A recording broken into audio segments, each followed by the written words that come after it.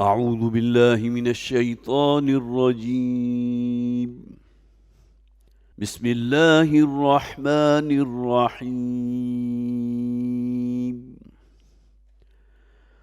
قل من كان عدوا لجبريل فإنه نزله على قلبك بإذن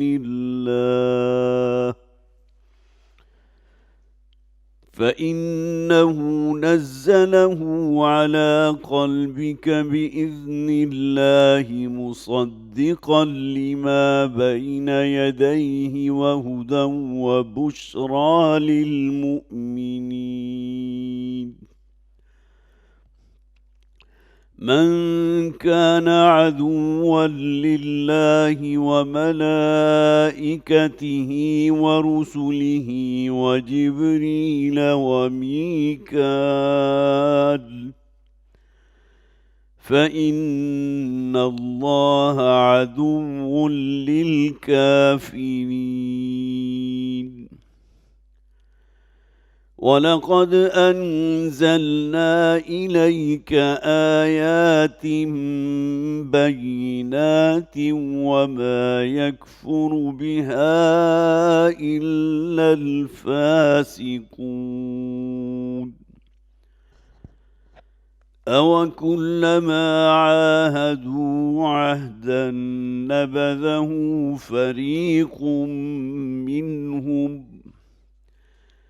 بل أكثرهم لا يؤمنون. ولما جاءهم رسول من عند الله مصدق لما معهم نبذ فريق من الذين أوتوا كتاب الله وراء ظهورهم كأنهم لا يعلمون.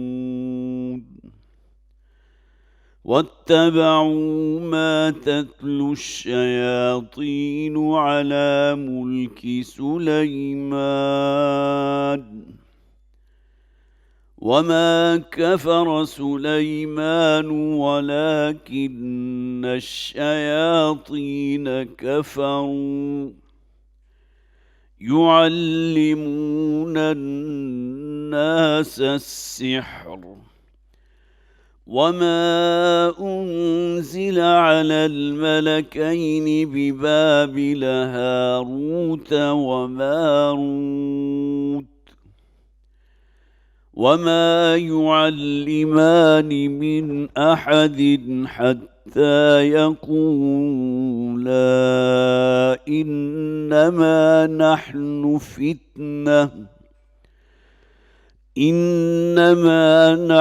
فتنة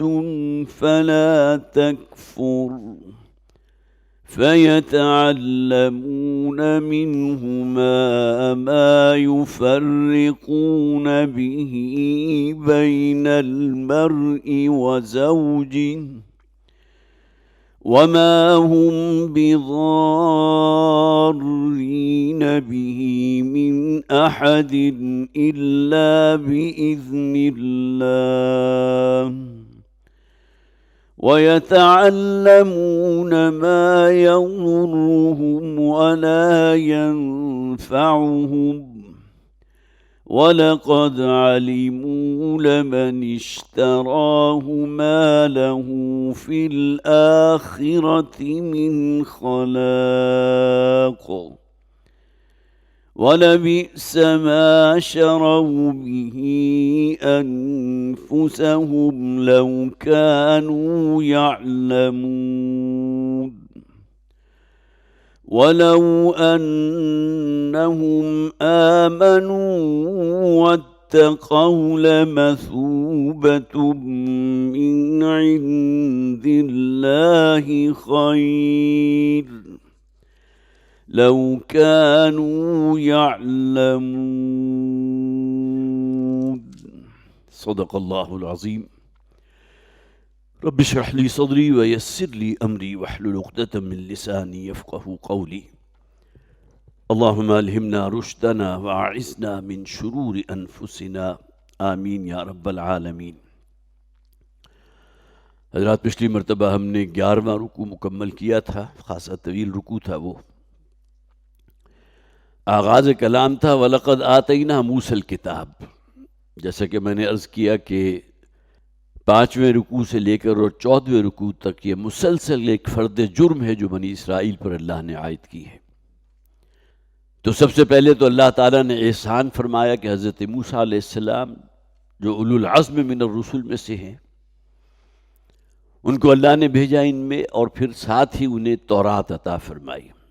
وَلَقَدْ آتَيْنَا مُوسَى الْكِتَابَ وَقَفَّيْنَا مِن بَعْدِهِ بِالرُّسُلِ، اور اس کے بعد حضرت موسیٰ کے بعد گویا کہ ایک سلسلہ اللہ نے رسولوں کا شروع کر دیا۔ پھر اس سے اگلی بات جو ہم نے پڑھی تھی اس میں خاص طور پر ذکر تھا ان لوگوں کی دو عملی کا، کہ اللہ کی شریعت کے کچھ حصے کو مانتے تھے اور کچھ کا انکار کرتے تھے۔ افتؤمنون ببعض الکتاب وتکفرون ببعض۔ اسی طرح ان کا معاملہ یہ بھی تھا کہ چونکہ یہ قبائل مدینہ کے مضافات میں آباد تھے، ان کے درمیان باہمی خانہ جنگی بھی ہوتی رہتی تھی، اور دوسرے قبائل پھر ان پر حملہ کرتے تھے، تو انہیں بڑے فخر سے کہا کرتے تھے کہ ہمارے اندر اب آخری رسول کی آمد ہوگی، اور ان کی سرکردگی میں جب ہم تم سے جنگ کریں گے، لڑائی کریں گے، تو پھر تم ہمیں شکست نہیں دے سکو گے۔ وَكَانُوا مِن قَبْلُ يَسْتَفْتِحُونَ عَلَى الَّذِينَ كَفَرُوا، وہ فتح طلب کیا کرتے تھے، دعا مانگا کرتے تھے کہ پروردگار اب وہ آخری رسول بھیج دے تاکہ اس کی معیت میں جب ہم لڑائی اور جنگ کریں تو پھر ہمیں کوئی شکست نہیں دے سکے گا۔ لیکن ان کی وہ ذہنیت جو ہے فساق اور فجار والی، فَبَاءُوا بِغَضَبٍ مِّنَ اللَّهِ، بلکہ الفاظ فَبَاءُوا بِغَضَبٍ عَلَى غَضَب، تو یہ اللہ کے غضب پر غضب لے کر لوٹے۔ اور اسی طرح حضرت موسیٰ علیہ السلام کو جو معجزات دیے گئے ان کا ذکر ہم نے پڑھا۔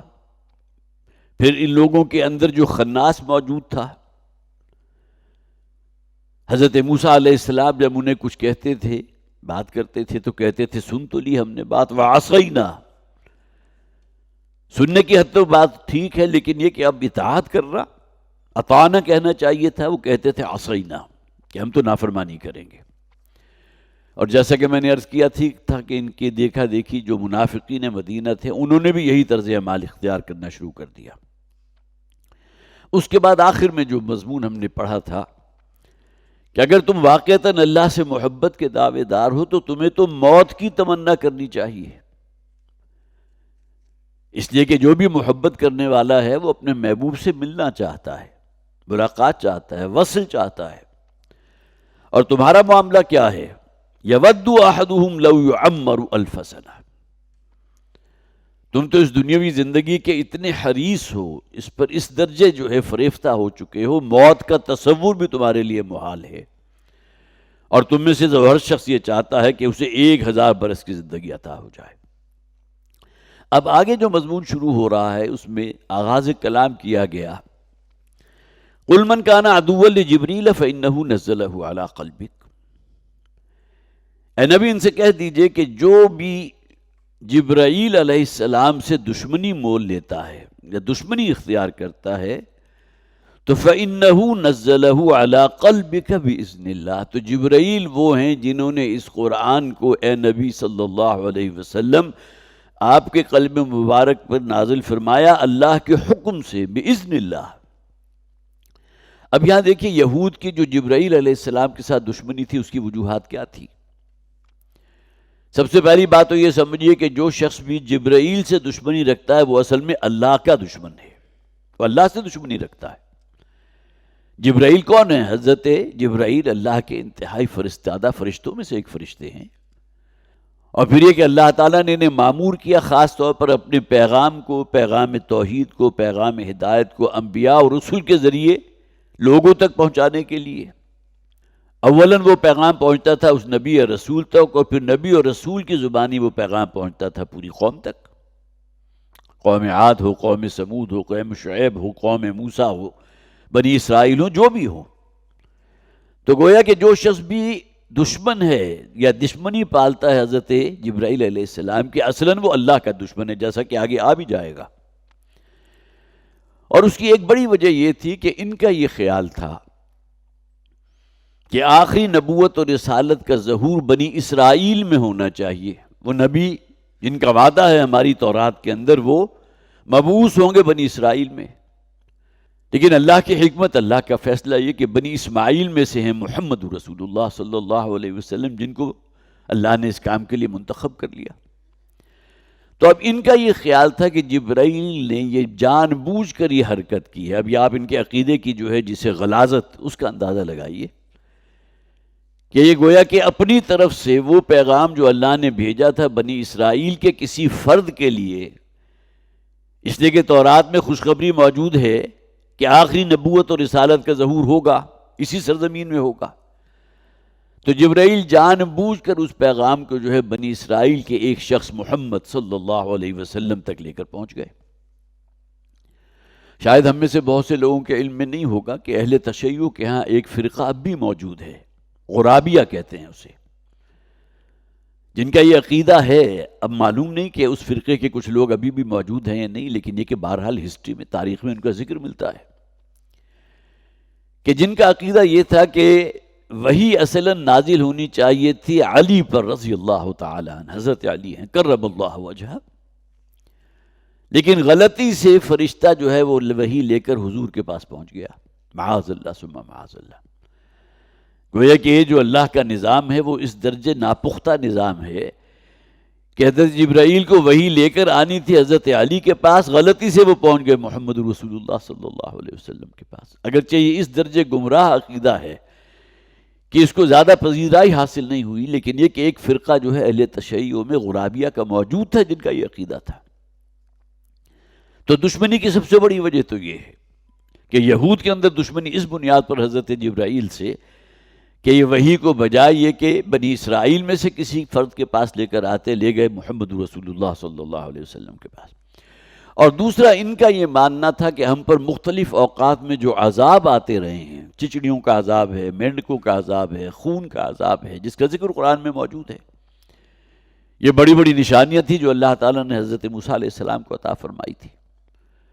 تو یہ سمجھتے تھے کہ یہ عذاب جبرائیل لے کر آتے ہیں، اس کا انکار تو نہیں کر سکتے تھے کہ عذاب اللہ کا بھیجا ہوا ہے، لیکن چونکہ واسطہ جبرائیل بن گئے لہٰذا ان کے دلوں کے اندر دشمنی پیدا ہو گئی جبرائیل علیہ السلام کے لیے۔ تو قل من کان عدوا لجبریل، اے نبی کہہ دیجئے جو شخص بھی دشمن ہے جبرائیل کا فإنہ نزلہ علی قلبک بإذن اللہ،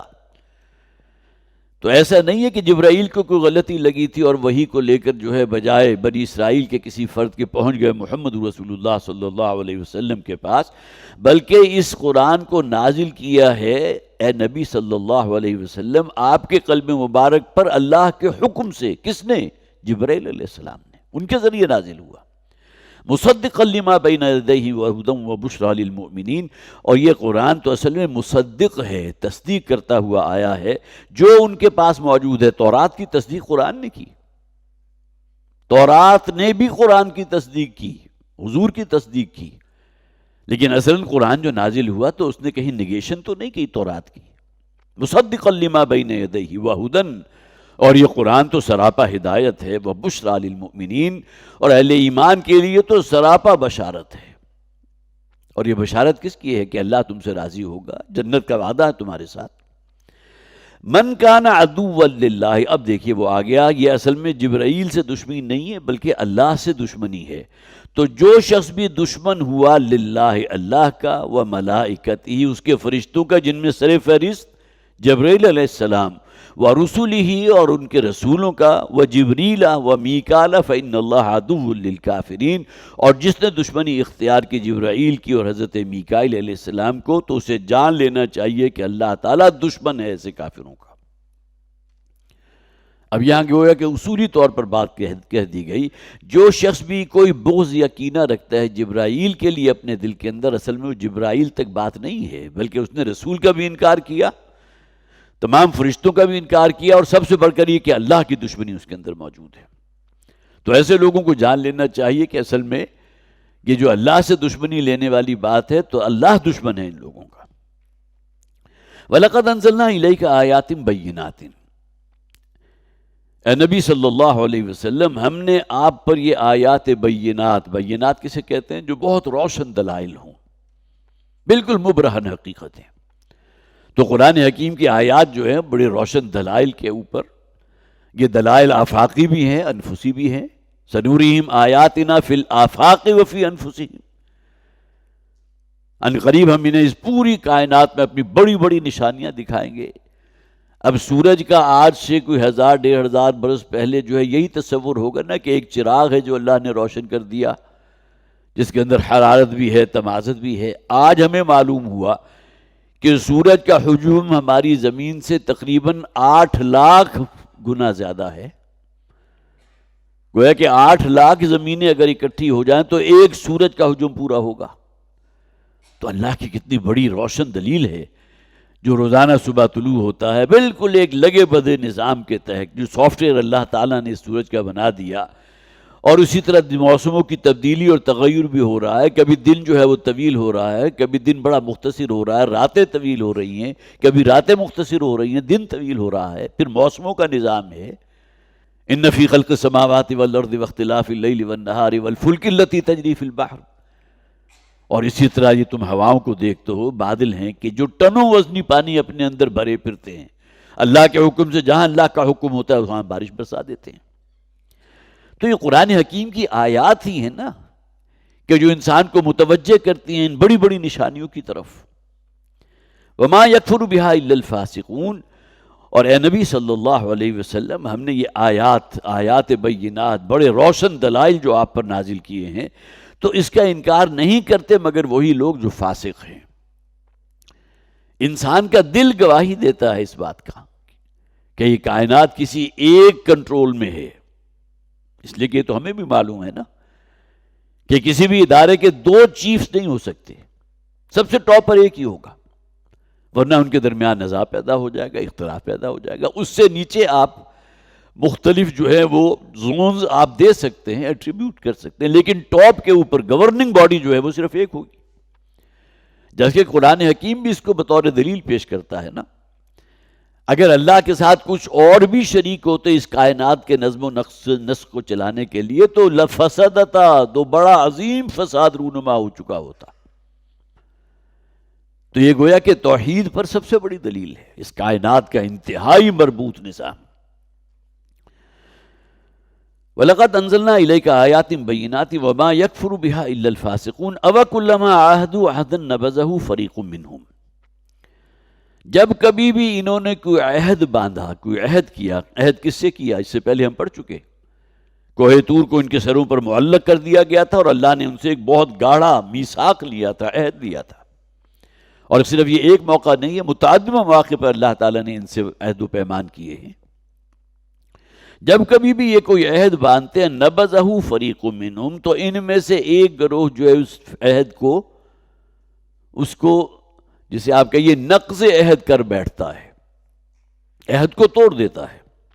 نبذ فریق منہم، پھینک دیتا ہے اس عہد کو ان میں سے ایک فروغ، ایک جتھا یا ایک جماعت۔ بل اکثرہم لا یؤمنون، لیکن ان میں سے اکثر لوگ وہ ہیں جو اللہ پر ایمان نہیں رکھتے۔ اصل ہے تو اللہ پر ایمان ہے نا۔ یہ جو تم نے اللہ سے عہد کیا، جسے قرآن خود کہتا ہے کہ ہم نے عہد لیا تھا بنی اسرائیل سے، بہت گاڑھا عہد لیا تھا، اور اس عہد کی پھر تم پاسداری نہیں کر سکے، اسے وفا نہیں کر سکے،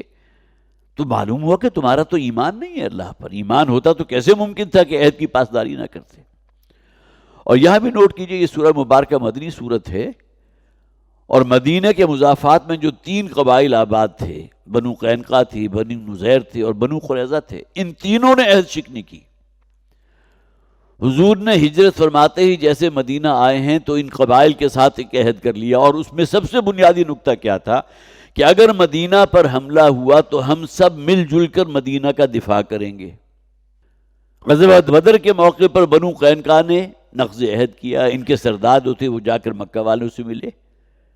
اور انہیں شہ دی کہ ٹھیک ہے تم آؤ، ہم تمہیں ویلکم کریں گے، ہم تمہارے ساتھ ہیں، حالانکہ عہد کر رکھا تھا اللہ کے رسول کے ساتھ۔ تو اس کا نتیجہ کیا نکلا کہ غزوہ بدر کے فوراً بعد بنو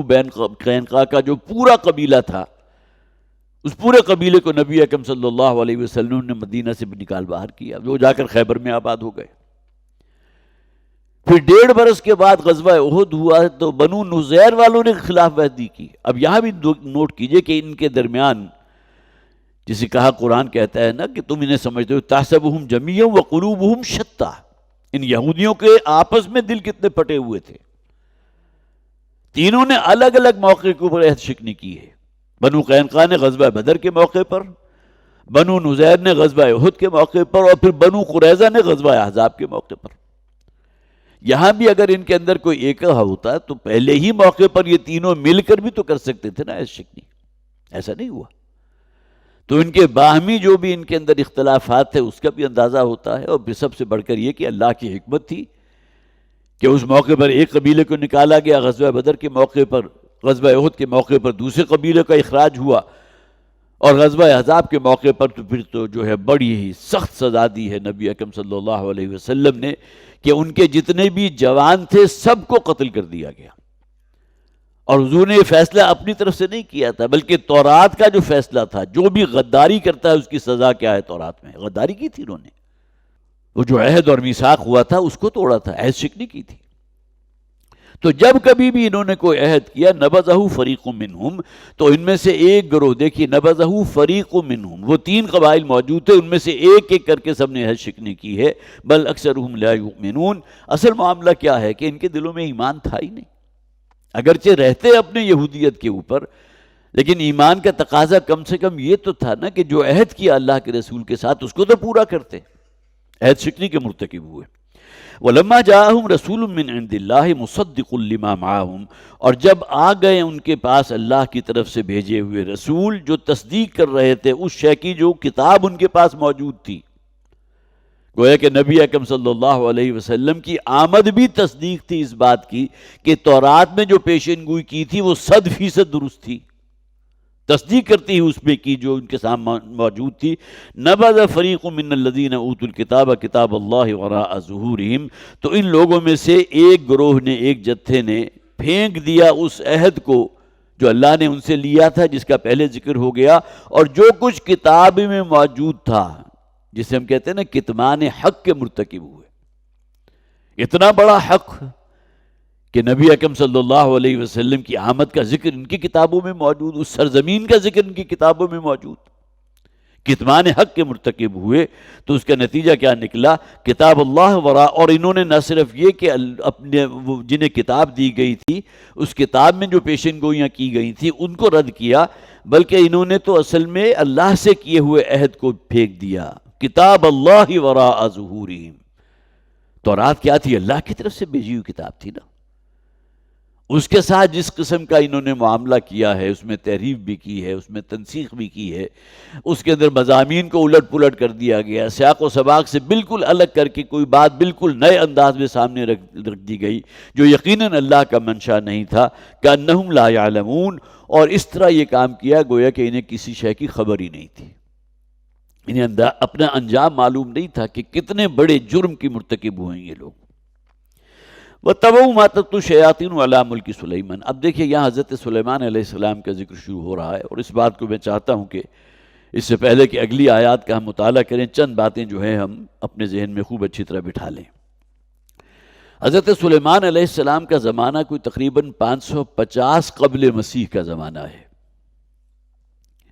اور یہ وہ دور ہے جو وہ بنی اسرائیل کی تاریخ کا گولڈن پیریڈ ہے۔ سورہ بقرہ کے جو پہلا پارہ ختم ہوتا ہے وہاں ذکر ہے ایک مارکے کا، جسے بنی اسرائیل کی تاریخ کا جو ہے وہ غزوہ بدر بھی کہہ سکتے ہیں، جس میں حضرت داؤد علیہ السلام نے اس شخص کو کہ جو جالوت تھا اس کو قتل کیا تھا۔ تو اس کا ذکر جو ہے بعد میں آئے گا، لیکن یہ کہ پہلے تمہیدی طور پر یہ باتیں جو ہیں یہاں سامنے رکھ دی گئیں کہ حضرت سلیمان علیہ السلام کون تھے؟ حضرت داؤد کے بیٹے تھے، اور حضرت طالوت وہ تھے کہ جنہوں نے جالوت کو قتل کیا تھا، جس کا ذکر سورہ بقرہ کے بالکل آخر میں آ جائے گا۔ اور اس کے بعد پھر یہ ہے کہ 20 برس کا عرصہ جو گزرا ہے ان کا حضرت طالوت کی بادشاہت، یہ بڑا سنہری دور ہے ان کا، جس میں انہیں بڑی جو ہے جسے آپ کہیے خوشحالی بھی تھی، بڑا امن امان بھی تھا، اور وسیع مملکت بھی تھی۔ 20 سال مسلسل حضرت طالوت ان کے بادشاہ رہے، جو اگرچہ نبی نہیں ہیں۔ اس کے بعد 40 برس کا عرصہ ہے حضرت داؤد علیہ السلام کا، اور یہ پیریڈ بھی بڑا گولڈن ہے جس کا ذکر قرآن میں بھی موجود ہے حضرت داؤد علیہ السلام کا، خاص طور پر اس اعتبار سے کہ اللہ کے ترانے جب وہ الاپتے تھے تو ان کے ساتھ شریک ہو جاتے تھے حجر بھی اور شجر بھی اور پہاڑ بھی اور طیور بھی، حیوانات بھی، سب ان کے ساتھ ان ترانوں میں شریک ہو جاتے تھے جس کا ذکر قرآن میں ہے۔ اور پھر یہ کہ اللہ تعالیٰ نے ان کے ہاتھ میں لوہا یا تانبا جو ہے اس کو جیسے ہی اپنے ہاتھ میں لیتے تھے تو وہ نرم پڑ جاتا تھا، یہ بھی خاص معجزہ ہے جو اللہ کی طرف سے انہیں عطا کیا گیا۔ تو 40 سال کا دور حضرت داؤد علیہ السلام کا، اور ان کے بیٹے حضرت سلیمان علیہ السلام کا ذکر اب آ رہا ہے، اور 40 برس مسلسل پھر بادشاہ رہے ہیں، حکومت رہی ہے حضرت سلیمان علیہ السلام کی۔ اس بات کو بھی نوٹ کیجئے کہ یہودیوں میں سے اکثریت ان لوگوں کی ہے جو حضرت سلیمان کو نبی نہیں مانتے تھے بلکہ بادشاہ مانتے تھے۔ زمین آسمان کا فرق ہے، نبی تو وہ ہے جس تک اللہ نے وحی کا سلسلہ قائم فرما دیا ہو، اور بادشاہ تو کوئی بھی ہو سکتا ہے۔ طالوت بھی بادشاہ تھے، اور بھی بہت سے زرعی دور گزرے ہیں مختلف بادشاہوں کے۔ تو یہ گولڈن پیریڈ ہے بنی اسرائیل کی تاریخ کا، 20 سال حضرت طالوت کے، 40 سال حضرت داؤد کے، اور پھر 40 سال حضرت سلیمان علیہ السلام کے۔ اور ان کے دور میں خاص طور پر تورات ہی تھی کہ جو اس وقت بھی موجود تھی، تو تورات کی تعلیمات پر عمل جو ہے وہ بالکل غتربود ہو چکا، اور اب سہارا لیا جانے لگا جادو، ٹونے، ٹوٹکے، سفلی علوم، سحر، یہ تمام چیزیں جو ان کے رواج پا گئیں۔ لہذا آج بھی آپ نے دیکھا ہوگا کہ مختلف ہمارے ہاں جو لوگ کام کرتے ہیں جنہیں عامل بابا کہتے ہیں، یہ ظاہر ہے کہ یہ کوئی ٹرم ایسی تو نہیں ہے کہ جس کو پسند کیا جائے، جو عملیات کر کے جو ہے کوئی جادو اتارتے ہیں، جادو کرتے بھی ہیں، جس کا ذکر آگے آ بھی جائے گا۔ تو ان کے ہاں نقش سلیمانی آج بھی موجود ہے۔ آپ کو چھوٹے چھوٹے سے جو اخبار کے اندر قطعے نظر آتے ہیں اخبارات کی شکل میں کلاسیفائڈ، تو اس میں نقش سلیمانی حاصل کیجئے ہم سے، گویا کہ وہ نقش اگر کسی کو مل گیا تو وہی توہمات اور باطل نظریات جو ہے اگر اس دور میں تھے تو آج بھی موجود ہیں۔ بڑی تعداد میں لوگ ان کے پاس جاتے ہیں اور نقش سلیمانی حاصل کرتے ہیں۔ جو کچھ بھی ان کا تو پورا کاروبار اور بزنس ہے کہ جس کی بنیاد کے اوپر اس دنیا میں وہ گلچھلے اڑا رہے ہیں۔ تو یہ اصل میں کام شروع ہوا تھا، معلوم ہوتا ہے کہ حضرت سلیمان علیہ السلام کے دور میں۔ اور اس بات کو بھی ذہن میں رکھیے کہ حضرت سلیمان علیہ السلام وہ تھے کہ جن کو اللہ تعالیٰ نے جنات کے اوپر کنٹرول عطا کیا تھا، اور کسی انسان کا معاملہ ایسا نہیں ہے جسے کنٹرول حاصل ہو جنات پر، جس کا ذکر قرآن میں موجود۔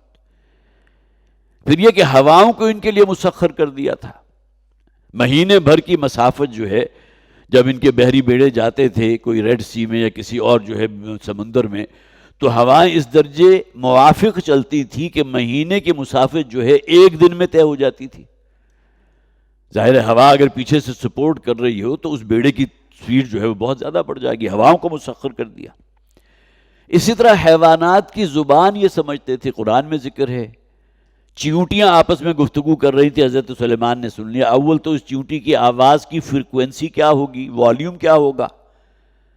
لیکن اللہ تعالیٰ علی کل شیء قدیر ہے، اپنے بندوں میں سے کسی بندے کو اگر یہ صلاحیت عطا فرما دے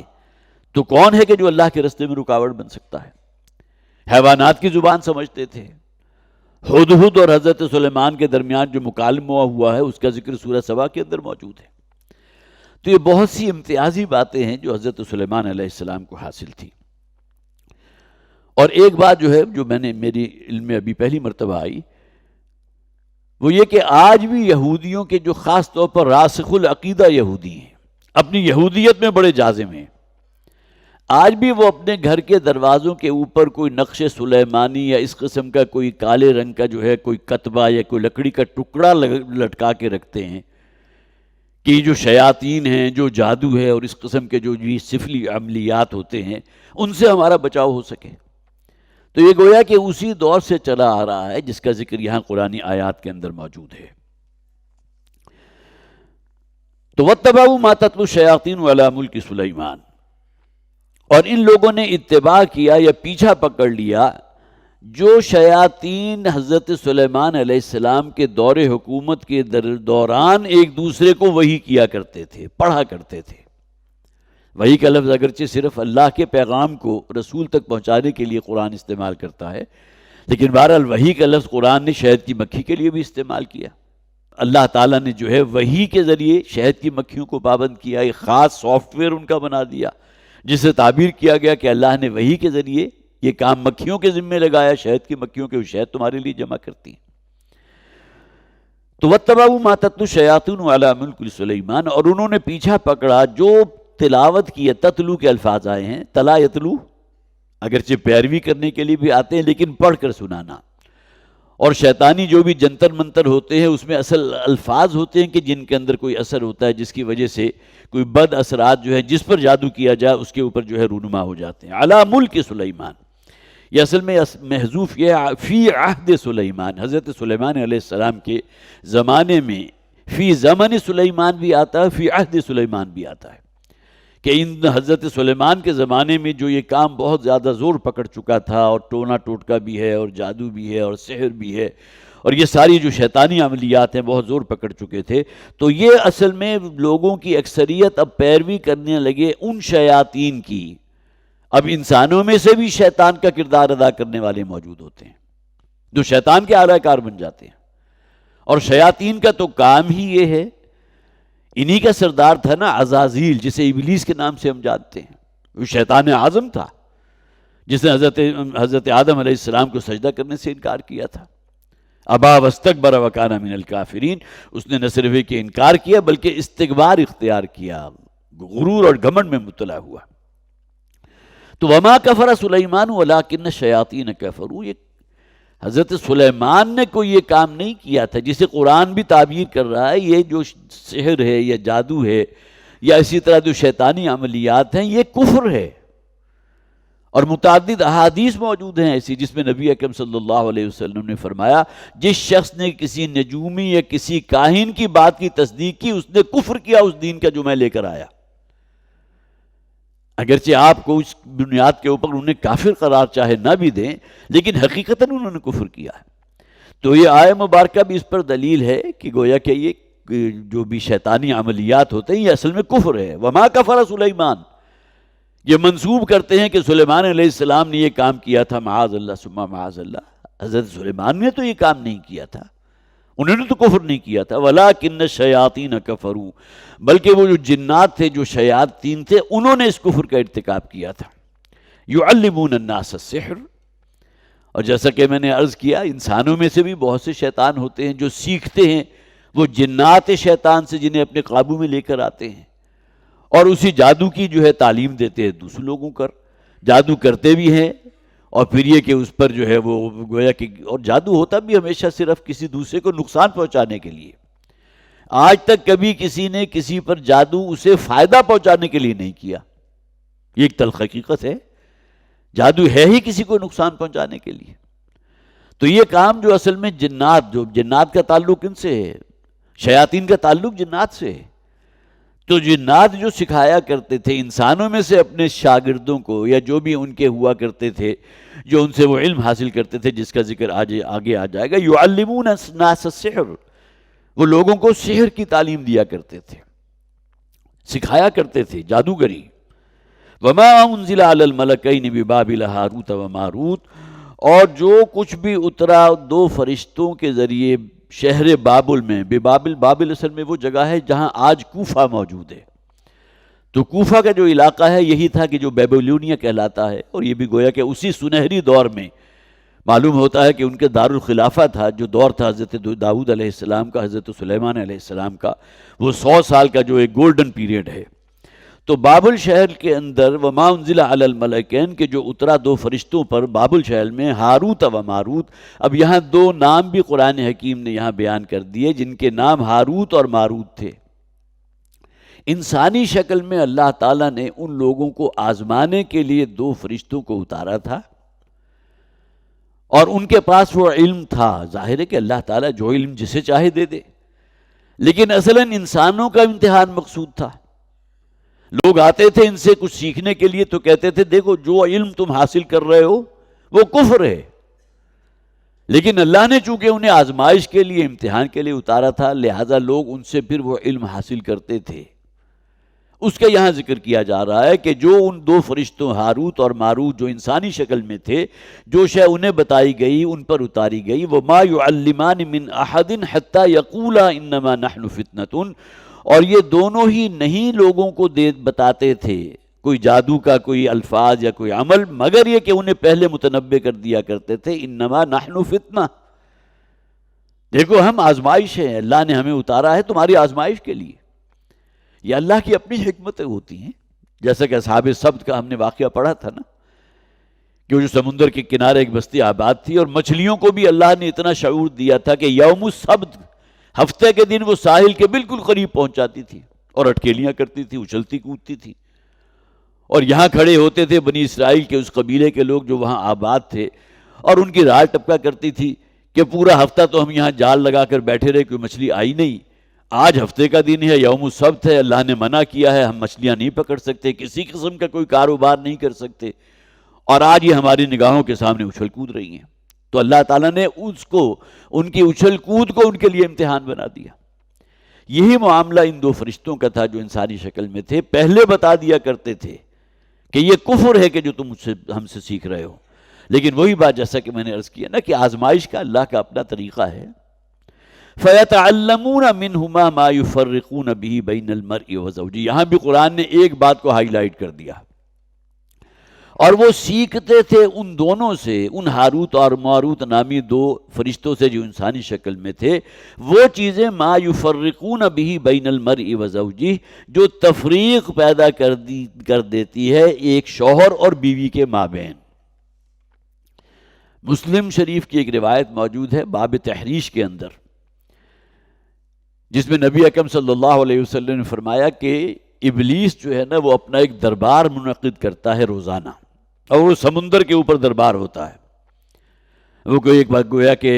جو بھی اس کے کارندے ہیں، انسانوں میں سے بھی ہے اور شیاطین جن جو ہیں ان کے اندر سے بھی ہیں، اور پھر ہر ایک سے سوال کرتا ہے، ہاں بھی آج تم نے کیا کام کیا جو مجھے خوش کر دے؟ تو کوئی کہتا ہے فلاں کہ ہاں تو میں نے فلاں کو قتل کروا دیا، فلاں سے جو شراب پلوا دی، فلاں سے زنا کروا دیا، فلاں کا یہ معاملہ کیا۔ وہ اپنے اپنے جو انہوں نے ترغیب اور کا معاملہ کیا ہوتا ہے انسانوں کے ساتھ، وہ ان تمام کارناموں کو گنواتے ہیں۔ شیطان ابھی تک جو ہے پوری طرح مطمئن نہیں ہے کہ اصل کام جو میرے پیش نظر تھا وہ نہیں کیا کسی نے۔ پھر ایک چیلا یا چانٹا اٹھتا اور وہ کہتا ہے کہ جب میں نے آج ایک شوہر اور بیوی کے درمیان تفریق کروا دی، ان کے درمیان بغض اور عداوت اور نفرت پیدا کر دی، غلط فہمیوں کی بنیاد پر بھی ہو سکتا ہے، یا کسی ایک کو ایسی ترغیب دی ہے کہ اس نے جو ہے کوئی زبان تان دراز کر دی جس کی بنیاد کے اوپر جھگڑا ہو گیا، اور وہ جھگڑا اتنا بڑا کہ دونوں کے درمیان تفریق ہو گئی، الگ الگ ہو گئے۔ تو اس روایت میں شیطان نے اٹھ کر اس شخص کو اپنے گلے سے لگا لیا کہ تم ہو میرے وہ شاگرد کہ جس نے اصل کام کیا۔ کسی کو شراب پلا دینا، کسی سے زنا کروا دینا، کسی سے ڈکیتی کروا دینا، قتل کروا دینا، یہ بھی بڑے اچھے کام ہیں جو میں چاہتا ہوں ہونے چاہیے انسانوں کے اندر، لیکن اصل کام تم نے کیا ہے۔ اور آج بھی یہی معاملہ ہے کہ اکثر و بیشتر، اور اس کی مثالیں دی بھی گئی ہیں کہ بعض اوقات یہ ہوتا ہے کہ کسی شخص کا دل جو ہے کسی عورت پر آ گیا جو کسی اور کے نکاح میں ہے، اب ظاہر ہے خود وہ کچھ کر نہیں سکتا، چاہے تو اگر اس شخص کو قتل کر دے تو اس سے نکاح کر سکتا ہے، تو وہ اب جادو اور ٹونے ٹوٹکے کا رستہ ڈھونڈتا ہے، اور وہ عاملوں کی خدمات جو ہے وہ حاصل کرتا ہے کہ فلاں شوہر اور بیوی کے درمیان ناچاتی ہو جائے، اس سے طلاق ہو جائے، پھر میں اس سے نکاح کر لوں۔ گویا کہ اخلاقی اعتبار سے بھی حد درجے کا، نچلے درجے کا گناہ کہ جسے اخلاق جو ہے وہ بھی اس کی اجازت نہیں دیتی۔ تو ما یفرقون بہ بین المرء وزوجہ، تو وہ شیب سیکھتے تھے ان سے کہ جو شوہر اور بیوی کے درمیان جدائی ڈال دینے والی ہے، ان کے درمیان تفریق کر دینے والی ہو۔ وما هم بضارین بہ من احد الا باذن اللہ، یہ بات اپنی جگہ حقیقت ہے کہ اللہ کے بن چاہے کچھ ہو نہیں سکتا۔ وہ جو فرمایا گیا نا وما تشاؤون الا ان یشاء اللہ، تمہارے چاہے کچھ نہیں ہو سکتا جب تک اللہ نہ چاہے۔ تو تم کسی بڑے سے بڑے بنگالی بابا یا کسی عامل کی خدمات جو ہے وہ اپنی اس کی خدمات حاصل کر لو، لیکن ہوگا وہی جو اللہ چاہے گا۔ اب جس شخص کے اوپر کوئی مصیبت آئی ہے اس عمل کے نتیجے میں، آپ کو معلوم ہے یہ حسد کرنا، اس کے اندر بھی بڑی نیگیٹو فورس ہوتی ہے کسی سے آپ حسد کر رہے ہیں تو وہ شخص جس سے حسد کیا جا رہا ہے اس کے اوپر نیگیٹو اثرات بھی رونما ہوتے ہیں، جس کے بارے میں پناہ مانگی گئی نا سورہ الفلق کے اندر، من شر حاسد اذا حسد، اس کے اندر بھی اثرات ہوتے ہیں۔ اسی طرح نبی اکرم صلی اللہ علیہ وسلم نے فرمایا یہ جو آنکھ ہوتی ہے، نظر لگ جانا، حضور نے فرمایا نظر کسی انسان کو جس طرح گوشت ہنڈیا تک پہنچ جاتا ہے، انسان کو بھی وہاں تک پہنچا دیتا ہے،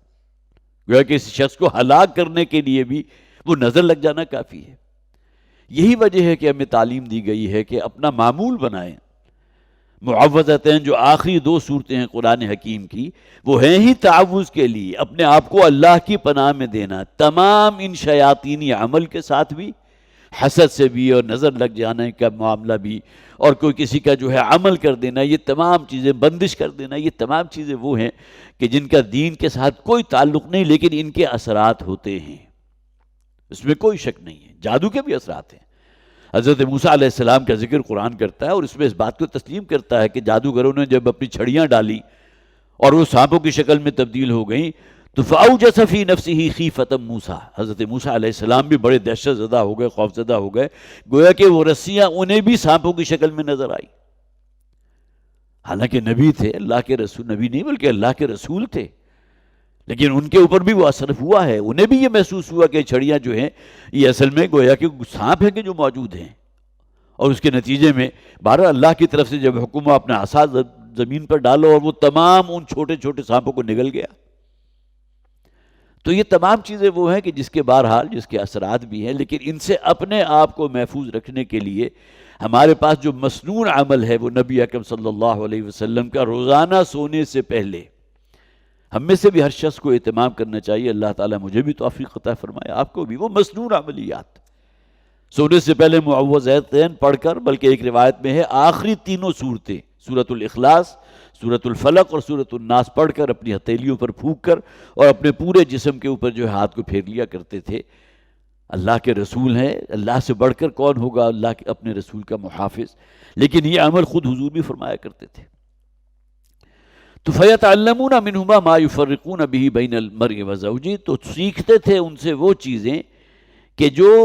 شوہر اور اس کی بیوی کے مابین تفریق پیدا کر دیں، وَمَا هُمْ بِضَارِّينَ بِهِ مِنْ أَحَدٍ إِلَّا بِإِذْنِ اللَّهِ، اور وہ ہرگز نہیں کسی کو نقصان پہنچا سکتے، کسی ایک کو بھی، مگر اللہ کی اذن کے ساتھ۔ اللہ کی مشیت میں ہے اگر کسی کو تکلیف میں مبتلا کرنا، اسے آزمانے کے لیے، پرکھنے کے لیے۔ دیکھیں کوئی مشکل سے مشکل کوئی اور بڑی سے بڑی مصیبت بھی بندہ مومن کے لیے اس کے درجات میں بلندی کا سبب بنتی ہے۔ اگر مشکل میں مصیبت میں وہ صبر سے کام لیتا ہے اور آسائش ہو گئی، خوشحالی ہے، تو اللہ کا شکر ادا کرتا ہے، دونوں اعتبارات سے اجر و ثواب کا مستحق ہے۔ وَيَتَعَلَّمُونَ مَا يَضُرُّهُمْ وَلَا يَنْفَعُهُمْ، وہی بات آ گئی، اور وہ یہ جو جادو اور وہ عملیات سیکھا کرتے تھے تو کس لیے؟ تاکہ لوگوں کو نقصان پہنچا سکیں۔ ما یضرہم ولا ینفعہم، سیکھتے تھے وہ کچھ کہ جو لوگوں کو تکلیف تو دیتا تھا، ضرر پہنچاتا تھا، اور انہیں کسی قسم کا کوئی نفع نہیں پہنچاتا تھا، جیسا کہ میں نے عرض کیا کہ جادو کیا ہی جاتا ہے کسی کو نقصان پہنچانے کے لیے۔ وَلَقَدْ عَلِمُوا لَمَنِ اشْتَرَاهُ مَا لَهُ فِي الْآخِرَةِ مِنْ خَلَاقٍ، اور انہیں خوب معلوم تھا کہ یہ جو انہوں نے لین دین کیا ہے، جو علم حاصل کیا ہے، جس کے لیے وہ دن رات ایک کر رہے ہیں اور جادو سیکھ رہے ہیں اور اس سے اپنی دکانداری چمکانا چاہ رہے ہیں، انہیں خوب معلوم ہے کہ آخرت میں اس کا کوئی حصہ نہیں ہوگا جو ان کے لیے لکھ دیا جائے۔ کوئی نیک آدمی محنت کرے تو کسی خیر کو حاصل کرنے کے لیے کرے نا۔ خیرکم من تعلم القرآن والا، قرآن کا علم حاصل کرو، اسے دوسرے لوگوں تک پہنچاؤ، اور تم لوگ لگے ہوئے وہ جادوئی عمل حاصل کرنے کے لیے اور دوسرے جو ہے مختلف قسم کے جو بھی شیطانی عملیات ہیں اس سے اپنی دکانداری چمکانے کے لیے، تو انہیں خوب معلوم تھا۔ وَلَقَدْ عَلِمُوا لَمَنِ اشْتَرَاهُ مَا لَهُ فِي الْآخِرَةِ مِنْ خَلَاقٍ، اس لیے کہ بہرحال نبی اور رسول کی دعوت کے اندر بھی یہ بات آتی رہی ہے کہ یہ اس قسم کی چیزیں جو بھی اختیار کرتا ہے وہ گویا کہ آخرت میں اب اس کا کوئی حصہ نہیں ہے، وہ جہنم ہی کے اندر جھونکا جائے گا۔ وَلَبِئْسَ مَا شَرَوْا بِهِ أَنفُسَهُمْ، اور بہت ہی بری چیز ہے جس کے عوض انہوں نے اپنے آپ کو بیچا۔ جس سے علم حاصل کیا اسی کا کوئی نظرانہ بھی تو دیتے ہیں نا، دن رات بھی لگاتے ہیں. اب وہ کہے رات کو 12 بجے قبرستان میں جاؤ، فلاں قبر کے اوپر جاؤ، جا کر بیٹھ جاؤ اور یہ کرو اور وہ کرو، تو کتنا کچھ کسر نفسی انسان کو کرنا پڑتا ہے، اپنے اوپر کتنا جبر کرنا پڑتا ہے.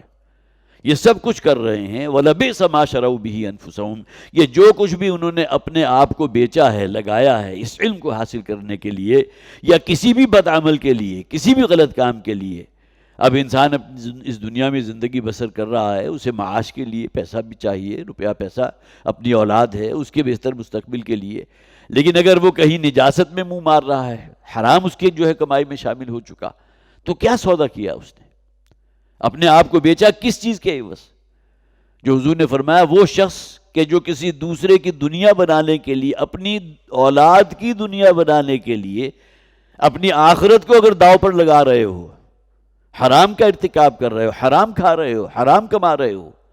تو حضور فرمانے بہت ہی بدبخت ہے وہ شخص جو کسی دوسرے کی دنیا بنانے کے لیے اپنی آخرت کو جو ہے داؤ پر لگا دے. وَلَبِئْسَ مَا شَرَوْا بِهِ أَنفُسَهُمْ لَوْ كَانُوا يَعْلَمُونَ، کاش کہ انہیں یہ علم حاصل ہو جائے. یہ علم وہ ہے کہ جسے قرآن بھی نور کہتا ہے نا، کہ اگر ان کا سینہ جو ہے اس نور ایمان سے منور ہو تو اس قسم کی حرکتیں کوئی نہ کرے. وَلَوْ أَنَّهُمْ آمَنُوا وَاتَّقَوْا،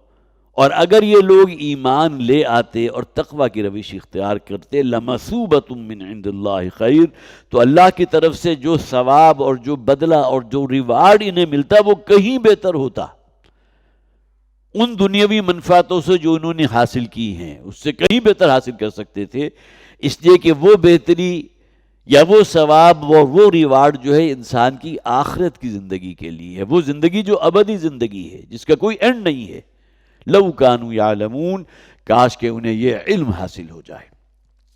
یہاں یہ 12واں رکوع جو ہے سورہ مبارکہ کا ختم ہوا. بہرحال اس رکوع کے اندر جیسا کہ ہم نے دیکھا حضرت سلیمان علیہ السلام کے دور کا ذکر، اور پھر اس میں خاص طور پر جو میں نے عرض کیا تھا کہ یہ جو عملیات ہوتے ہیں اور اسی طرح جادو ہے، ٹونا ٹوٹکا ہے، اس طرح قسم کے جو سفلی علوم ہیں ان کا ذکر ہو رہا ہے، جس کا بہرحال ہمارے دین سے کوئی تعلق نہیں، بلکہ نبی اکرم صلی اللہ علیہ وسلم کا وہ ارشاد بھی میں نے آپ کے سامنے رکھا کہ گویا کہ یہ ایک نوع کا کفر کرنا ہے. جیسا کہ یہاں بھی ہم نے وَمَا كَفَرَ سُلَيْمَانَ، یہ چیز جو منسوب کرتے ہیں حضرت سلیمان کی طرف کہ شاید یہ چیزیں وہاں سے شروع ہوئی تھی، ان کا دور تھا یقیناً، اس کے اندر یہ چیزیں بہت زیادہ ہائی لائٹ ہو گئی تھی اور بہت زیادہ ان کا استعمال تھا، لیکن یہ کہ یہ کفر تھا کہ جو حضرت سلیمان علیہ السلام جس سے محفوظ رہے تھے. بارک اللہ لی ولکم فی القرآن العظیم ونفعنی وإیاکم بالآیات والذکر الحکیم.